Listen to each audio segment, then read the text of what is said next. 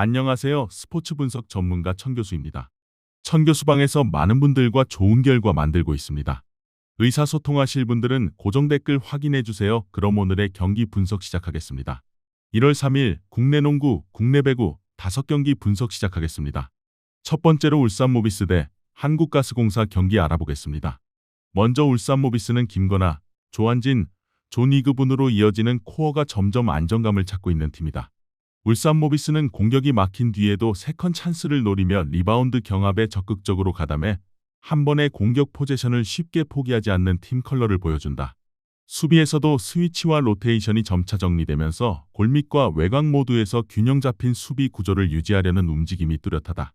이런 밸런스를 바탕으로 홈 경기에서는 초반부터 수비 강도를 올려 상대 템포를 늦추고 자신들의 리듬으로 경기를 끌고 가는 경향이 강하다. 이어서 대구 가스공사는 양우혁, 신승민, 닉 퍼킨스로 이어지는 라인이 코트 양쪽에서 에너지를 만들어내야 하는 팀이다.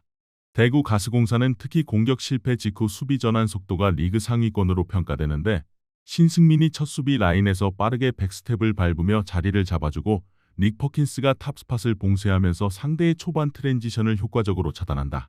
다만 하프코트 공격이 길어질수록 볼이 한쪽 사이드에 머무르는 시간이 늘어나고 퍼킨스 쪽으로 공격이 과도하게 쏠리면 패턴이 단순해지는 약점이 드러난다. 외곽 라인에서도 슛 감각이 흔들리는 날에는 공격 루트가 쉽게 막혀 수비 전환은 좋은데 정작 득점 생산이 따라오지 않는 답답한 양상이 반복될 수 있다. 결국 이 팀은 공수 전환 완성도가 높은 밸런스형 팀이지만 하프코트에서의 해결사 부재와 단조로운 공격 패턴이 상위권 팀을 상대로는 한계로 작용할 수 있다. 울산모비스는 이그분 후의 골밑 존재감을 바탕으로 리바운드를 장악하고 김건하와 조한진이 하프코트에서 안정적으로 득점을 쌓아 올리며 홈템포를 유지할 수 있는 팀이다.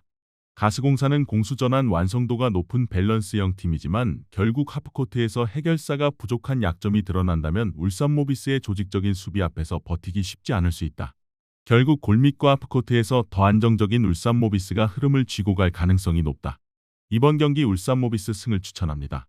핸디 언어버 및 최종 조합은 고정 댓글 링크를 통해 가족방에서 확인해주세요. 두 번째로 고양소노 대 수원 KT 경기 알아보겠습니다.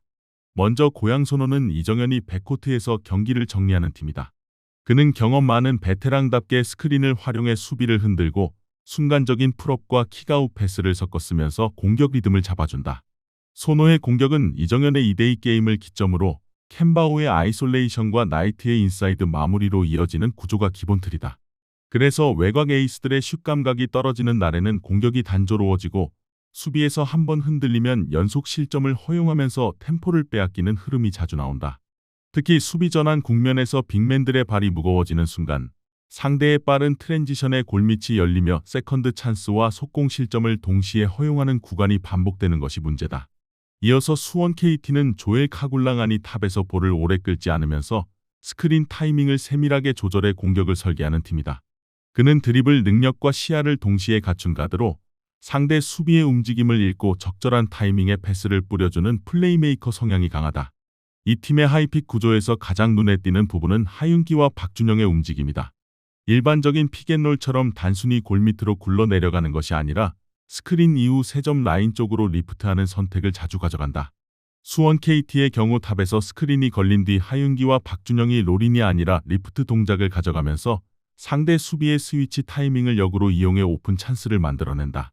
이 패턴은 빅맨이 비워둔 페인트존과 외곽 라인이 동시에 흔들리게 만드는 롤 대신 리프트로 해결하는 세련된 하이픽 구조라고 볼 수 있다. 수원 KT는 단순히 한 번의 옵션으로 끝내지 않고 리프트 이후 다시 하이포스트, 코너, 백도어 컷까지 연결하는 입체적인 공격을 전개하기 때문에 시간이 갈수록 상대 수비 로테이션에 부담이 쌓이는 구조다. 고양소노가 홈 분위기를 등에 업고 승부를 걸 수는 있겠지만 시간이 갈수록 하이픽 이후 리프트를 통해 공간을 넓혀 쓰는 수원 KT의 공격 구조가 더 안정적인 득점 루트를 보여줄 가능성이 크다. 리바운드와 수비 로테이션 그리고 3, 4쿼터 승부처에서의 하프코트 공격 완성도까지 모두 고려했을 때 오늘은 수원 KT 승리 쪽에 무게를 두는 선택이 현실적인 판단이다.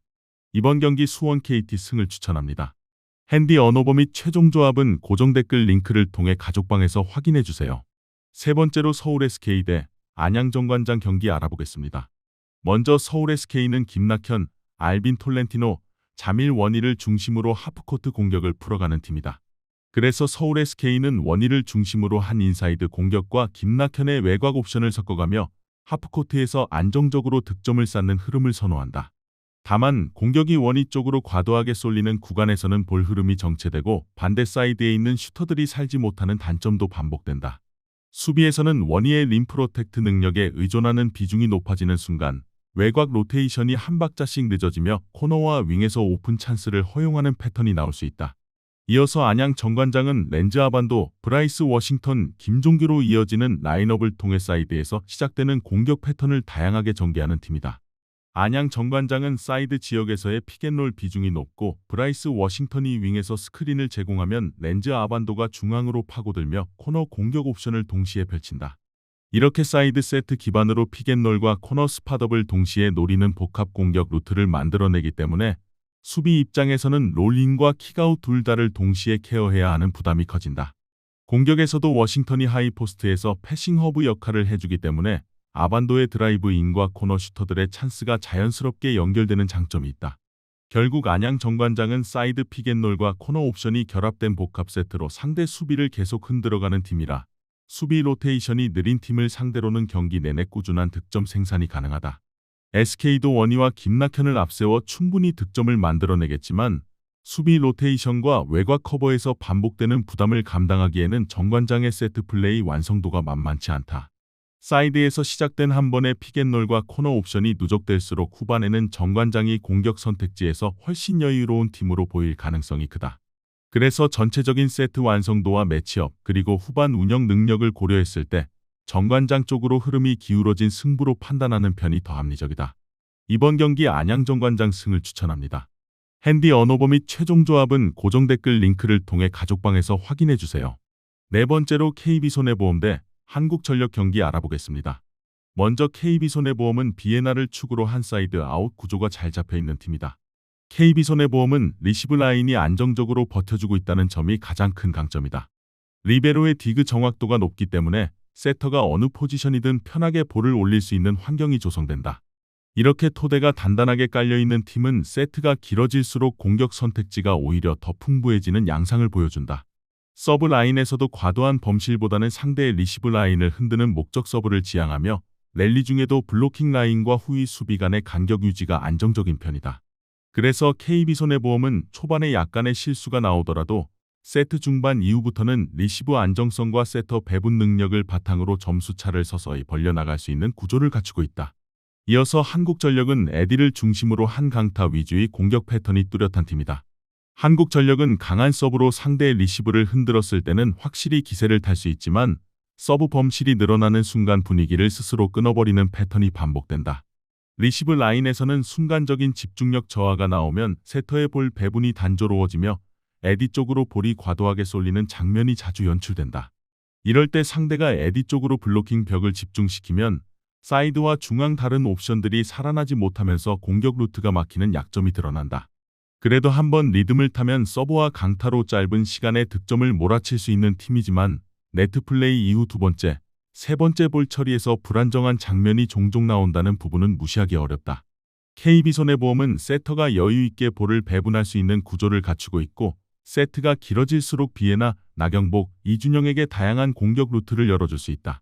반면 한국전력은 서브와 강타로 단기 러시를 만드는 힘은 있지만 리시브와 세컨드 볼에서의 불안 요소가 세트 후반 흐름 회복을 어렵게 만드는 부분이 분명하다. 종합적으로 보면 토대 자체가 탄탄한 KB손해보험이 리시브와 템포 조절에서 앞서며 홈에서 승리를 가져갈 가능성이 더 높다고 판단된다. 이번 경기 KB손해보험 승을 추천합니다. 핸디 언어버 및 최종 조합은 고정 댓글 링크를 통해 가족방에서 확인해주세요. 마지막으로 현대건설 대 GS칼텍스 경기 알아보겠습니다. 먼저 현대건설은 카리, 정지훈, 자스티스, 앙효진으로 이어지는 주축 라인이 코트 양쪽에서 균형을 잡아주는 팀이다. 현대건설은 서브 전술에서 세밀한 설계가 돋보이는데 카리가 강서브로 상대의 리시브를 완전히 깨뜨리고 정지훈이 코스 공략형 플로터 서브로 템포를 교란시키면서 GS칼텍스 리시브 라인을 계속 흔든다. 이런 다양한 서브 옵션이 누적되면 상대 세터는 세트마다 포지션이 바뀔 때마다 편한 볼 처리보다는 포지션마다 불안한 상황에서 볼을 살려야 하는 압박을 받게 된다. 결과적으로 현대건설은 서브, 블로킹, 수비 연결 구조를 통해 랠리의 리듬을 자기 쪽으로 끌어오고 한번 잡은 흐름을 쉽사리 내주지 않는 스타일을 유지하고 있다. 이어서 GS 칼텍스는 실바, 레이나, 유서연, 최유림이 공격과 수비의 축이 되어야 하는 팀이다. GS 칼텍스는 초반에는 실바와 레이나의 강타를 앞세워 분위기를 끌어올리려 하지만 리시브 라인이 조금만 흔들리면 세터 선택지가 줄어들면서 결국 사이드 위주의 단조로운 전개로 몰리는 경향이 있다. 특히 현대건설처럼 서브 전술 설계가 좋은 팀을 만나면 세트가 길어질수록 리시브 라인과 세터와 공격수 간 템포가 맞지 않는 장면이 늘어나고 블로킹에 완전히 읽히는 볼이 많아질 수 있다. 그래서 GS 칼텍스 입장에서는 리시브 안정 없이 공격으로만 승부 보려 들기에는 현대건설의 서브 압박과 블로킹 완성도가 상당히 까다로운 매치업이다. 현대건설은 카리와 정지윤의 서브 옵션을 앞세워 GS 칼텍스 리시브 라인을 계속 흔들어 놓을 수 있고 자스티스와 앙효진이 블로킹 라인을 정리해주면서 랠리 흐름을 안정적으로 관리할 여지가 크다. 반면 GS 칼텍스는 실바와 레이나가 득점을 책임져야 하지만 리시브가 흔들리는 순간 공격 루트가 단조로워지고 세트 후반 실책이 늘어날 위험이 있다. 결국 서브와 블로킹, 리시브 밸런스에서 더 준비가 잘 된 현대건설이 홈경기 흐름을 주도하며 승리를 가져갈 가능성이 높다. 이번 경기 현대건설 승을 추천합니다.